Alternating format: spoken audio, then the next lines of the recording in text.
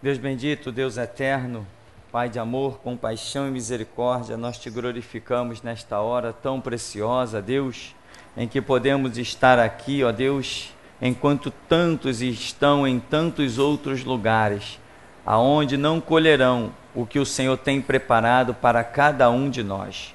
Por isso nós te glorificamos, Senhor, porque há caminhos que ao homem parecem bons, mas o final é caminho de morte. E o Senhor tem nos ensinado esta lição, ó Deus, de tal maneira que hoje nós não andamos pelaquilo que nos satisfaz somente, mas pelaquilo que cremos ser a Tua vontade. Por isso capacita-nos, ó Deus, viver, morrer, sorrir ou chorar, para que o Teu nome santo seja glorificado. Isso nós te pedimos, dá-nos a Tua instrução nesta manhã e glorificado seja o Teu santo nome. Em o nome do Senhor Jesus. Amém. Irmãos, nós vamos seguir com o ponto de vista da transgressão do povo de Deus. A transgressão do meu povo. São essas observações que nós temos feito nos últimos seminários. E nós queremos continuar observando esses detalhes. Diante de tanto que nós já temos visto, e vamos caminhando, elucidando aquilo que o Senhor nos tem dado graça de nós observarmos. Eu quero que você vá até o livro de Juízes, no capítulo 8.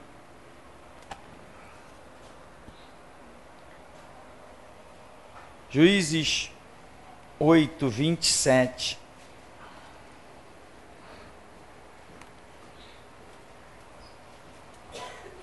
Diz assim: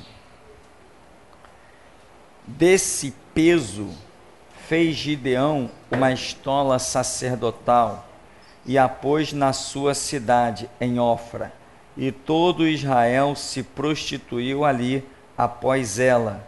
A estola veio a ser um laço a Gideão e a sua casa. O que nós temos com esse cenário?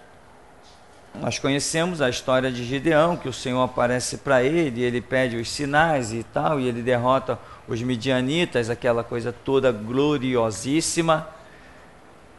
Mas, apesar desse histórico na vida de Gideão, porque todos nós temos que ter um histórico.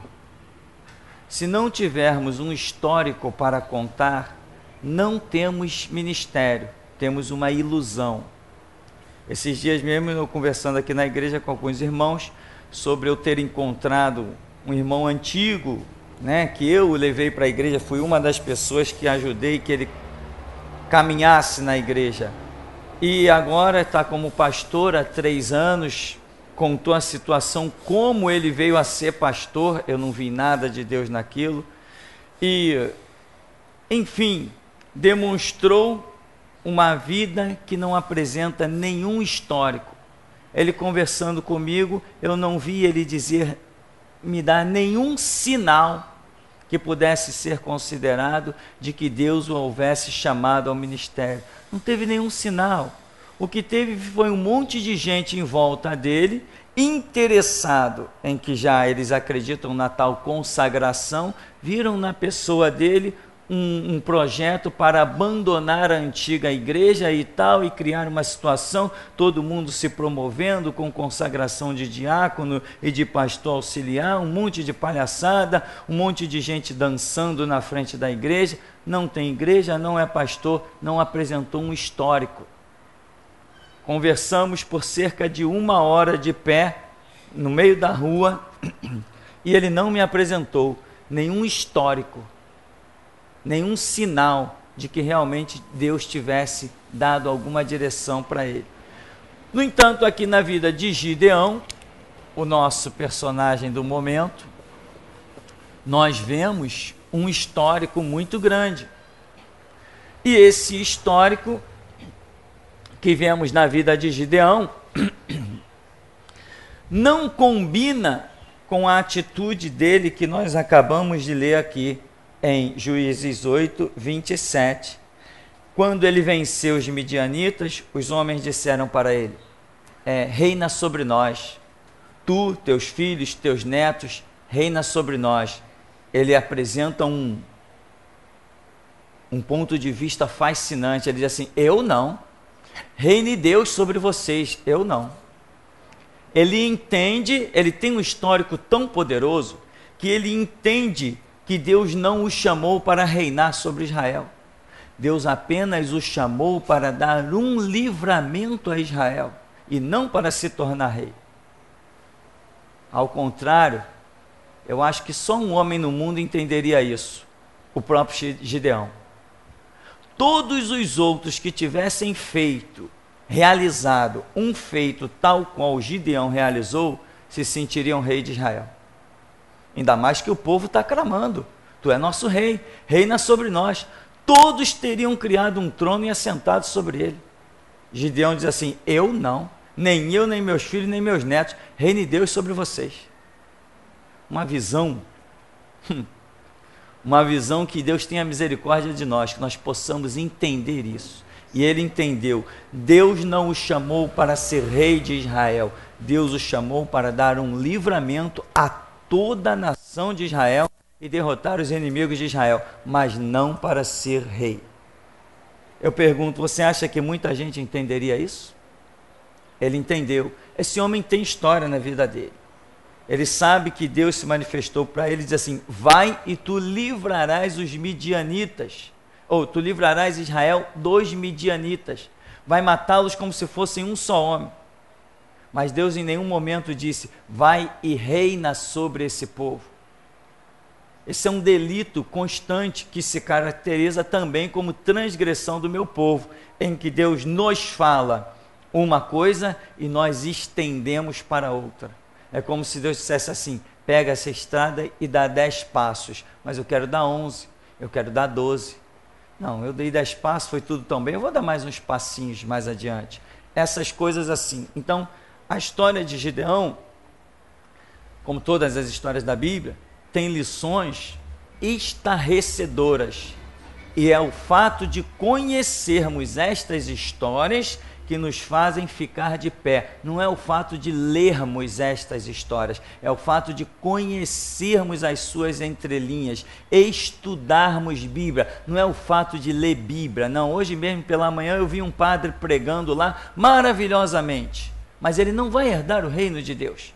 Não é o fato de conhecer Bíblia e história bíblica, é o fato de realmente conhecer a entrelinha, conhecer a revelação das Escrituras. E nós sabemos que essa revelação não é dada a qualquer um, porque a Bíblia diz que Deus derramará água sobre o sedento. Sedento não é quem lê 1, 2 capítulozinhos da Bíblia por dia. Sedento é quem medita de dia e de noite. Então, Gideão tem um histórico fabuloso, estarrecedor, quando os homens dizem: tu é nosso rei, tu, teus filhos.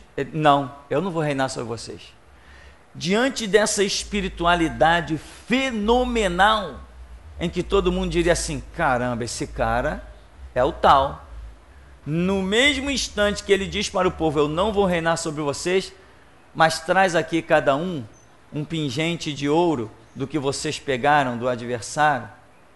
E a Bíblia diz que chegam a pesar ali a quantidade desse ouro, que ele coloca uma capa, o povo de Israel todo, cada um vem, coloca ali a sua oferta de ouro. Eles dizem assim: o que tu pedir a gente faz. E tá saindo aí? Tá marcando? Tá. Aí, o que você pedir a gente faz. Aí ele diz assim: então cada um me traz aqui um pingente de ouro, que eu vou colocar tudo junto, vou derreter. Quando ele derrete, ele fez uma estola sacerdotal. Quer dizer, ele fez alguma coisa tipo uma veste, alguma coisa, só que tudo de ouro. Ou seja, coisa que não ia se deteriorar nunca. Passasse o tempo que fosse, aquilo ia ficar de pé. Eu te pergunto então, qual foi a visão de Gideão nessa história? apesar de toda a sua espiritualidade, ele quis colocar em Israel um memorial eternamente ao seu nome. Isso ele levou para a cidade dele, colocou numa haste, no meio de uma praça, e todo mundo via aquela estola e lembrava da conquista de Gideão e da manifestação de Deus à sua casa. E desta forma, Gideão eternizaria o nome dele em Israel. A Bíblia diz que isso lhe serviu de quê? Desse peso fez Gideão uma estola sacerdotal e a pôs na sua cidade em Ofra, e todo Israel se prostituiu ali após ela. A estola veio a ser um laço a Gideão e a sua casa. Eu não sei se foi consequência dos seus delitos, mas Gideão teve um filho chamado Abimeleque. A Bíblia diz que Gideão teve muitas esposas e concubinas, então Gideão teve 70 filhos. Teve muitos filhos, Gideão. A Bíblia diz que depois da morte de Gideão, os homens continuavam com a ideia de querer um rei. Abimeleque, que pertencia a determinada comunidade, disse assim: olha, o que parece a vocês? Que todos os filhos de Gideão reine, ou que somente um homem reine sobre vocês? E lembrem, eu sou irmão de vocês. Abimeleque convenceu o povo da cidade. Foram atrás de todos os filhos de Gideão, e Abimeleque, ou melhor dizendo, foi atrás de todos os seus irmãos e assassinou a todos eles. Matou todos eles, de modo que ele passou a reinar no tempo dos juízes. Ele passou a ser uma espécie de rei no meio do povo de Israel. Será que esse problema todo foi consequência do que Gideão fez? Porque Gideão, não me parece que ele não deixou um bom exemplo. Quando ele criou a estola sacerdotal, e a Bíblia diz que todo Israel ia lá adorar e se prostituía. Eles não tinham o foco do Deus vivo e verdadeiro. Eles passaram a ter a visão espiritual da estola sacerdotal que Gideão construiu. Porque a Bíblia diz que todo Israel se prostituiu ali. Todo Israel? Então, Abimeleque, o filho de Gideão, também se desviou diante da estola sacerdotal que o seu próprio pai fez. O filho de Gideão se tornou um assassino dentro dos seus próprios irmãos, com sede de poder, com sede de reino. Será que foi culpa do próprio Gideão, que construiu a estola sacerdotal? Se ele não tivesse construído essa estola sacerdotal, a Bíblia não poderia dizer: e o povo de Israel dirigiu-se ali e todo Israel se prostituiu ali. Ali aonde? Não tinha estola para se prostituir? Poderia aparecer outras coisas, mas aqui a Bíblia está dizendo que foi por causa da estola sacerdotal que Gideão construiu. Gideão poderia imaginar que ele estaria destruindo a sua própria casa? Aqui o texto diz assim, ó: desse peso fez Gideão uma estola sacerdotal, pôs na sua cidade em Ofra, e todo Israel se prostituiu ali após ela. A estola veio a ser um laço a quem? A Gideão e a sua casa. Lendo o texto bíblico, nós não identificamos nada mais registrado na Bíblia que tenha acontecido sobre a casa de Gideão. Quando a Bíblia fala de casa, fala dos descendentes de Gideão. Nós não achamos mais nada além desse episódio, que um dos irmãos se levantou e matou os outros 70. Será que essa estola foi consequência? Ou seja, Deus tem projetos, mas nós temos um desvio constante. Nós precisamos, irmãos, vigiar muito, levar a nossa vida muito a sério. É muito difícil você chegar a qualquer degrau espiritual, mas para você cair, você dorme nele e acorda caído. É assim que funcionam as coisas. Você tem que tomar muito cuidado. Todo o histórico da vida de Gideão Ou seja, Deus se manifestou a mim uma vez, eu pedi sinal, ele se manifestou de novo, eu pedi outro sinal, ele se manifestou de novo, eu vi o anjo do Senhor quando eu parti para a batalha, eu vi os anjos do Senhor na porta da tenda, eu vi o anjo do Senhor aqui, vi o anjo do Senhor lá. Tá, mas agora eu vou e crio o que eu bem quero. Criou a estola sacerdotal, e isso lhe foi por laço para ele, para a sua casa e para todo o povo de Israel. Eu te pergunto, cadê o grande livramento que ele deu? Serviu de quê? Serviu, mas diante do mal que ele mesmo veio a causar ao povo de Deus, se nós formos comparar, nós vamos ver horrores. Bom, se a Bíblia diz que essa estola sacerdotal foi laço para ele e para a sua casa, é porque foi. Eu identifiquei na Escritura essa história de Abimeleque, o seu filho, um dos seus filhos, não me recordo se foi o filho mais velho, mas um dos seus filhos. Será que houve outros episódios? Eu não sei, mas o fato é que a Bíblia diz que o que ele fez lhe serviu de laço. Então, nós vamos continuando vendo o chamado de Deus a pessoas para realizar grandes obras e, ao mesmo tempo, nós continuamos a ver a transgressão desse próprio povo de Deus. Parece que as pessoas têm uma dificuldade muito grande de se manter na verdade. Por quê? Todo mundo quer isso aqui, ó. O seu nome em destaque, as suas obras em destaque, né? Eu soube de um antigo conhecido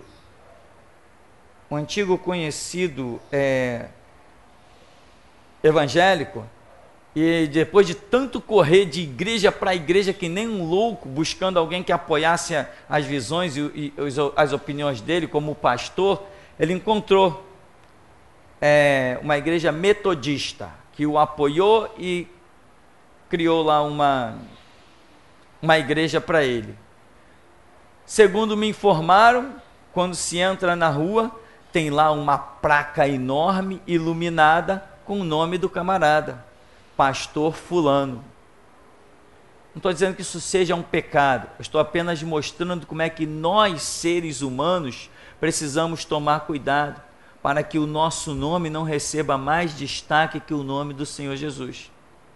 Nós temos essa tendência. Nem sempre nós aceitamos ser o servo de Naamã, que teve a visão, essa palavra do profeta é verdadeira, pode se lavar que...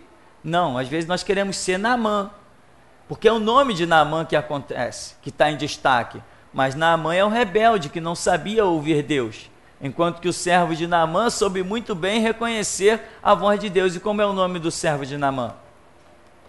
Se soubermos, vai ser só lá no céu.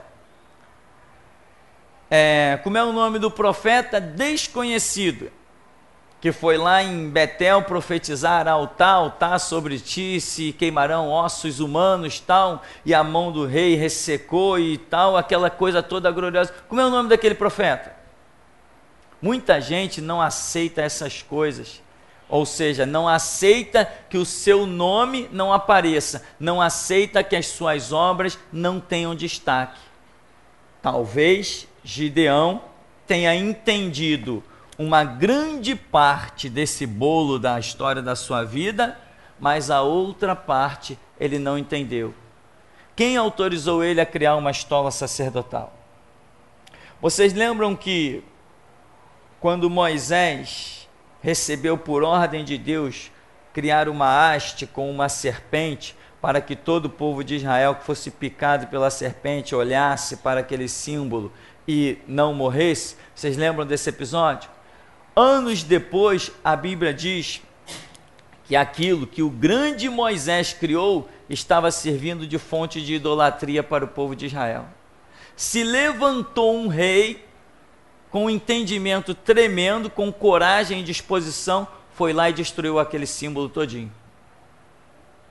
Coisa que ninguém ousaria fazer, afinal de contas, foi Moisés que fez.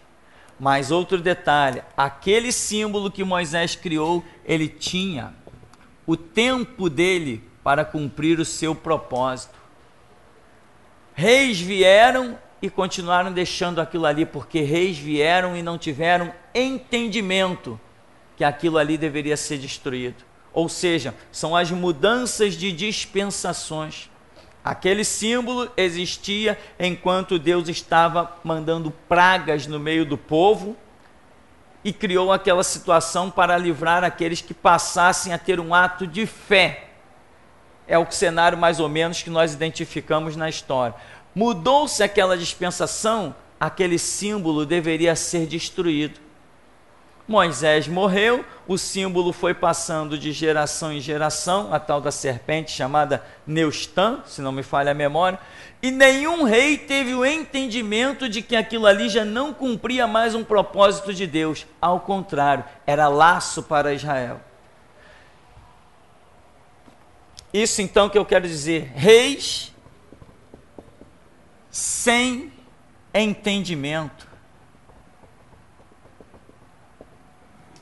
Só depois que um camarada teve o entendimento, foi lá e destruiu aquele símbolo, Israel voltou a entender que não tinha que olhar para nenhuma imagem. Israel voltou a entender que tinha que olhar para o Deus vivo. E Gideão, o que ele fez? Ele fez a mesma coisa. Ele criou um símbolo, só que pior ainda, Gideão criou um símbolo sem autorização nenhuma, sem projeto nenhum, sem propósito nenhum. E diz a Bíblia que isso lhe serviu de laço, tanto para ele quanto para a sua casa. Imagina, Gideão partiu feliz, pois eu tenho 70 filhos, né? Mal sabia ele que depois da morte dele, ele ficaria só com um assassino, não teria nenhum filho. Bom, nós temos ainda outras observações, e eu queria aqui ver com você Jeremias, no capítulo 26, por exemplo.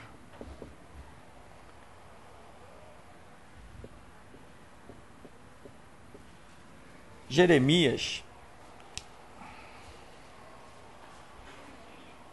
é um personagem que caracteriza muito, ou melhor, o ministério de Jeremias caracteriza bastante o que vai ser a transgressão do meu povo com relação não a Jeremias, mas ao próprio povo realmente. Por exemplo, deixa eu abrir aqui no Jeremias no capítulo 26, no verso 20, diz assim: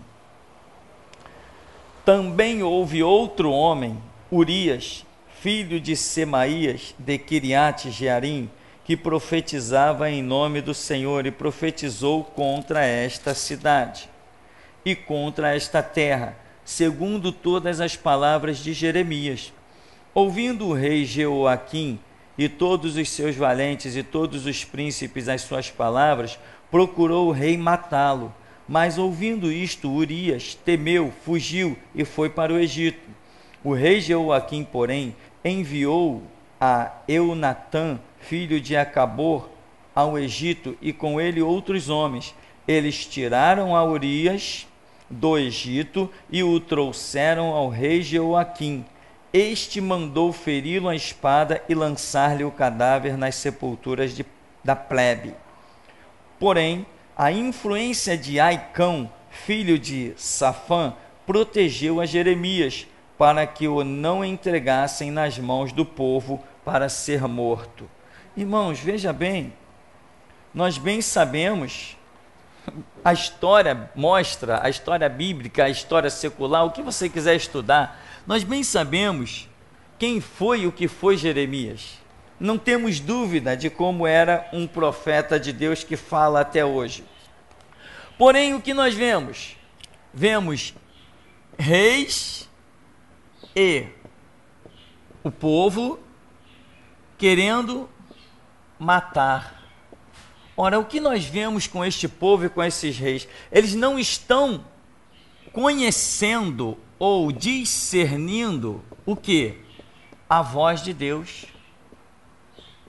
Eles não estão identificando Deus falando. Mas eu pergunto, Deus está falando?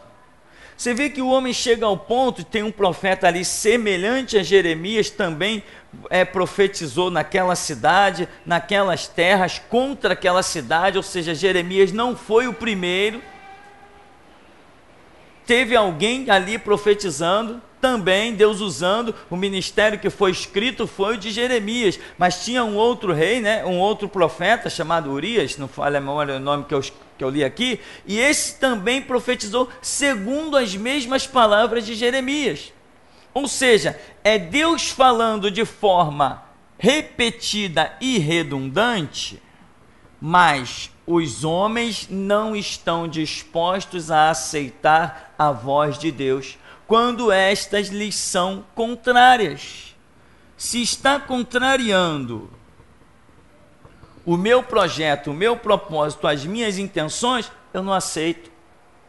Ou seja, eu sou povo de Deus, mas se Deus trouxer uma ideia diferente daquilo que eu creio, diferente daquilo que eu acredito ser a verdade, diferente daquilo que eu penso saber, eu não aceito.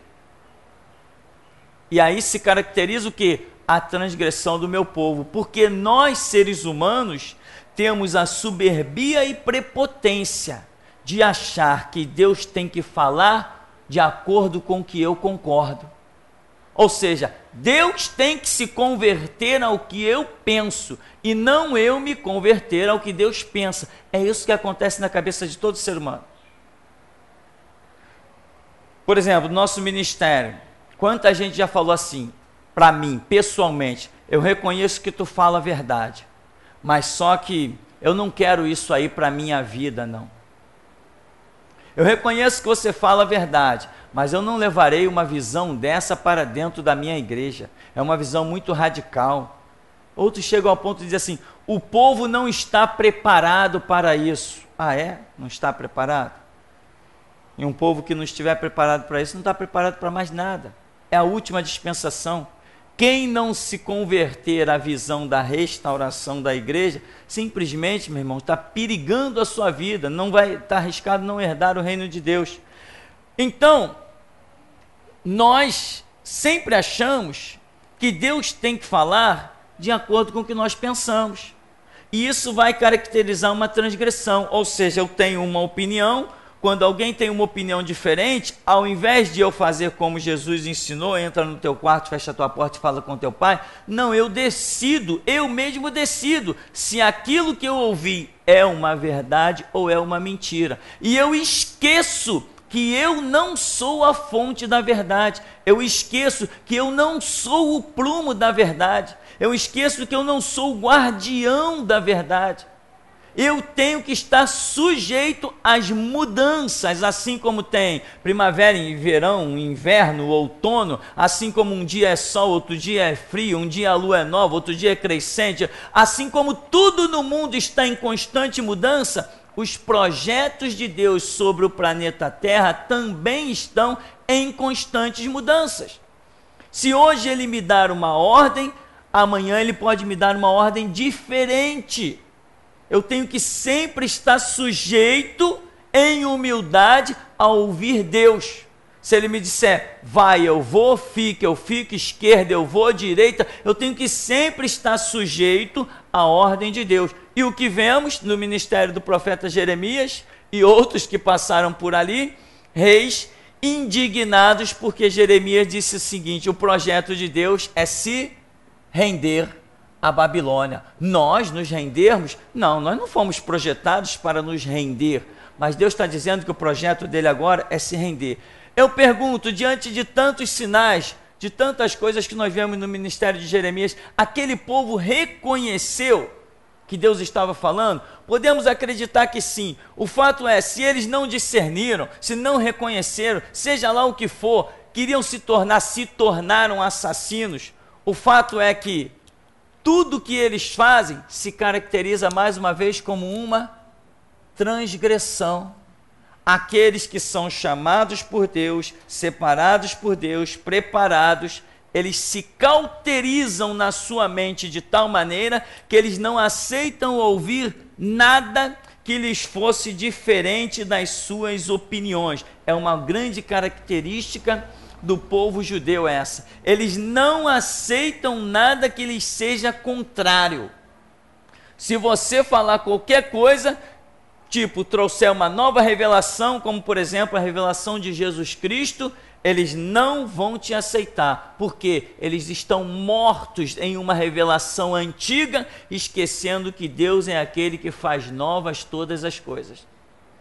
E nós temos que vigiar neste ponto também, para que a nossa santidade não vire uma transgressão. Como o povo dizia, nós temos por pai Abraão, nós temos a lei de Moisés. Estavam errados? Não, tinha por pai Abraão. Tinha a lei de Moisés? Tinha, mas Deus estava mudando o projeto.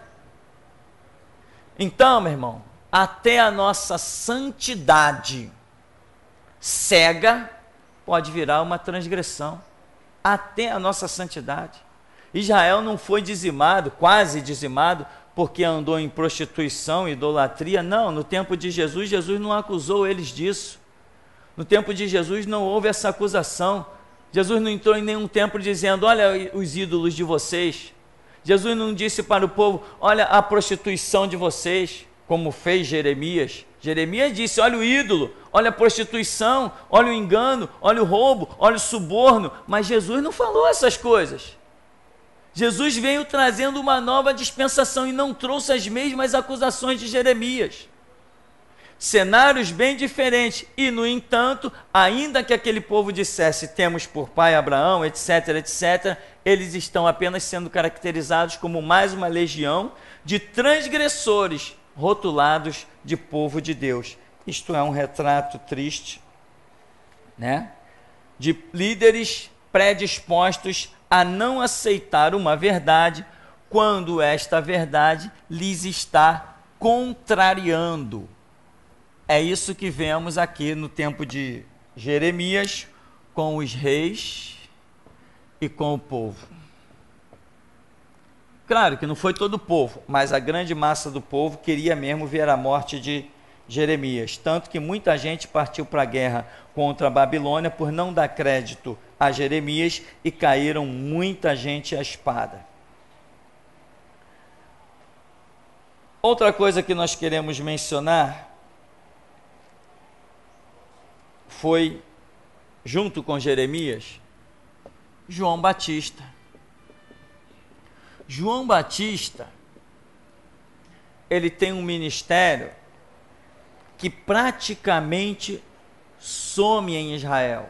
Apesar da Bíblia dizer que de toda a circunvizinhança vinha gente ter com Jeremias, quando Jesus está no cenário, ninguém fala de Jeremias.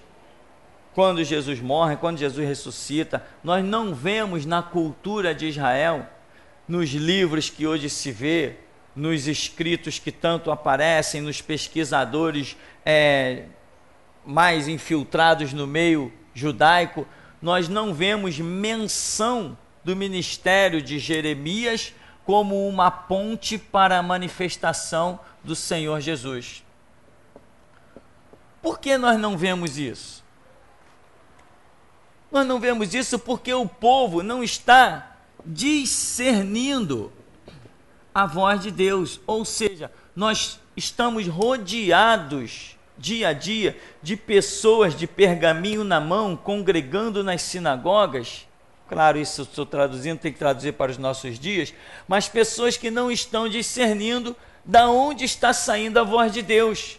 João Batista, bom, a Bíblia diz que sendo Anás e Caifás sumos sacerdotes, veio a palavra de Deus a João Batista no deserto. Ou seja, o povo está acostumado de que a palavra de Deus venha da sinagoga, venha da leitura dos pergaminhos. De repente Deus diz assim, eu não vou falar pelos pergaminhos, eu não vou falar pelos sacerdotes. Não, estou mudando. Eu vou falar lá no deserto por João Batista, um homem sem veste sacerdotal, um homem que não come dos dízimos e das ofertas, um homem que mora numa caverna, que não tem casa isenta de impostos na nação. Eu vou falar sobre esse homem. E o povo está cego. Não entende como Deus pode mudar as coisas. Como ele pode deixar de falar de um púlpito e passar a falar no meio da rua. Como ele pode deixar de falar dentro da igreja e passar a falar na esquina ou nas praças. Como ele pode abandonar a sinagoga e ir para o Rio Jordão, ir para as margens e para o deserto. Como ele pode largar os templos e ir para as tendas. O povo é cego. O povo não discerne essas coisas. Por quê? Bom, eu creio como a Bíblia diz, o meu povo é destruído porque lhe falta conhecimento. Sem conhecimento, meu irmão, é festa aí para os mercenários. Uma pulseirinha de ouro vai custar R$1.000, uma toalhinha suada vai custar 5.000. Se o povo não tem discernimento, as coisas são assim. Então, o ministério de João Batista é a semelhança do ministério de Jeremias, porque o povo ouviu João Batista, mas nós não registramos nenhuma credibilização ao ministério de João Batista. Ninguém diz assim, poxa, bem que João Batista falou. O que nós vemos são 3, 4 discípulos de João Batista e procurar lá Jesus e dizer assim, João nos mandou porque João disse que é o Senhor que nós temos que seguir. Acabou. Não se vê mais nada, não se vê mais ninguém, não se vê ninguém entrar na cidade para procurar. Onde está aquele que João Batista falou? Onde está aquele que João Batista disse que já está em nosso meio, que o batizou, que não é digno de desatar as correias das suas alpacas? Cadê esse cara? Ninguém procurou por Jesus, ninguém procurou por esse cara, somente, parece que a Bíblia frisa inclusive 2 discípulos de João Batista procurando Jesus. Ou seja, não houve crédito. E essa falta de crédito que foi dada a João Batista é mais uma caracterização de transgressão do povo de Deus. Transgressão como?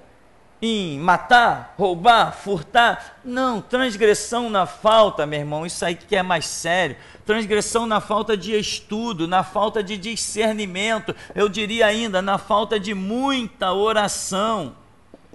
Porque as pessoas estão hoje o quê? Oração? Não, oração é Deus me livra, Deus me abençoa, Deus... Pronto, fiz a minha oração de desencargo de consciência. Meu irmão, oração é fonte de conhecimento. Deus, eu estou no caminho certo? Deus, onde está a verdade? Tem pessoas que estão querendo descobrir a verdade pela sua própria capacidade. Isso não é possível. Tem pessoas que querem descobrir a verdade pela sua própria capacidade. Não, eu vou ler esse livro aqui que eu vou ficar sábio. Meu irmão, você pode ler 500 livros. Se não existir uma revelação, é como se você estivesse olhando para um riacho. Não adianta nada. Quem sustenta as coisas da nossa mente, quem abençoa a nossa mente, quem nos faz trazer a memória, o que nos dá esperança, quem nos faz relembrar as coisas, isso é tudo obra do Espírito Santo, não é obra nossa simplesmente de ler. Nós meditamos, podemos até meditar de dia e de noite, mas é o Espírito Santo que nos dá o entendimento, a revelação e que nos faz gravar uma coisa na memória, tendo lido apenas uma vez. Isso é o Espírito Santo. Inclusive, Deuteronômio capítulo 24. O Espírito Santo me fez gravar essa mensagem. Eu lendo há poucas horas atrás.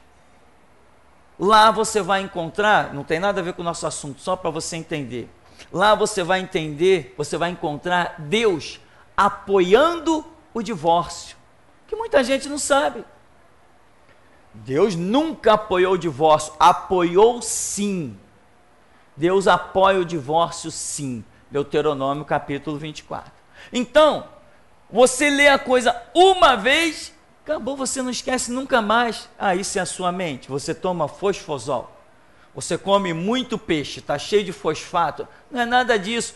Tudo isso é a ação do Espírito Santo, que nos faz ver alguma coisa, nos faz gravar todo o contexto. Pode passar 10 anos, a gente diz assim, não, peraí, vamos lá. Volta lá na Escritura e abre para quem quiser. Isto é uma ação espiritual. E aqui, o que vemos, o grande povo, a grande massa de Israel, não reconhece que, sendo Anás e Caifás sumos sacerdotes, a palavra está com João Batista. Muita gente hoje, nós estamos, irmãos, tendo contato e recebendo ofertas, né? Pessoas que têm entendido que deve contribuir nesse ministério, pessoas de longe, de outros lugares, estados e até países, porque as pessoas estão reconhecendo que não há mais igreja, não há mais pregação do evangelho, não há mais ensino da palavra. E mesmo na distância imensa, provocada até pelos grandes oceanos que temos no mundo, mesmo assim as pessoas reconhecem que foi a partir do momento que tiveram contato com este ministério que elas estão vendo mudança nas suas vidas espirituais e até mudança na sua vida material.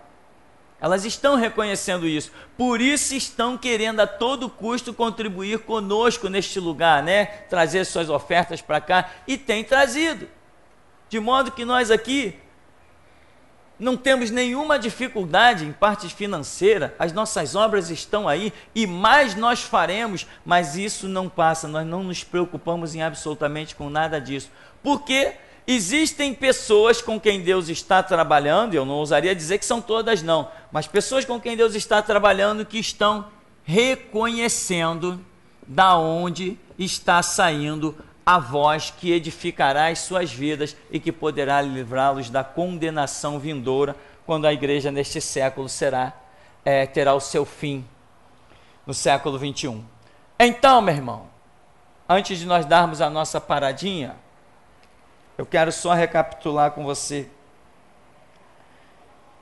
Jeremias prega para o povo, prega para os reis. João Batista, alguns historiadores mostram, a Bíblia também menciona alguma coisa de líderes indo lá, o povo indo lá. E nós vamos ver no próximo bloco mais alguns outros que também aconteceram situação semelhante, mas de todos esses reis, de todo esse povo, nós não os vemos reconhecendo qual deveria ser a sua atitude. Muita gente deve ter até crido em João Batista, até crido em Jeremias e outros, mas eles não tiveram a atitude que deveriam ter. Então, só para nós concluirmos esse bloco, eu quero saber se tem alguém que quer fazer alguma pergunta, alguma observação. Não? Tem? Pastor, realmente a questão da transgressão, né, das pessoas, assim, a maioria das vezes realmente não reconhecia assim mesmo a mudança mesmo assim, da dispensação até na vida delas, né? Conversando com pessoas assim que se converteram há 15, 20 anos atrás, as pessoas assim assumem, reconhecem que as igrejas estão em erro, estão caídas mesmo, tem todo tipo de transgressão, mas aí a gente pergunta, então por que você não sai de lá? Não, porque lá eu fui curado, fui libertado, eu estava com uma enfermidade terrível, eu cheguei lá carregado na maca e saí de lá andando, mas não reconhece que hoje quem está pregando lá dentro é o político, quem paga o salário dos pastores lá são os políticos. Meu irmão, por exemplo, vive numa situação dessa, que chegou na maca, né, numa igreja dessas e saiu de lá andando, e hoje continua lá, permanece lá e é completamente cego, não reconhece realmente que a dispensação mudou. É justamente, né, a falta de reconhecimento das mudanças que acontecem. Deus não usou uma e outra igreja no Rio de Janeiro, não. No Rio de Janeiro, Deus já usou muitas igrejas. Você ia numa, tinha lá um monte de operação de maravilhas. Você ia em outra, tinha um monte de operação de maravilhas. Eram sinais prodígios, eram demônios expulsos, pessoas curadas, eram profecias, eram coisas tremendas. Eu conheci igrejas mandando missionários para a Itália, para a Inglaterra, tirando jovens da rua, realizando grandes obras, jovens que hoje são pastores, infelizmente mortos em trabalhinhos de resgate de criança de rua, mas que já não tem mais o projeto de Deus nesses negócios.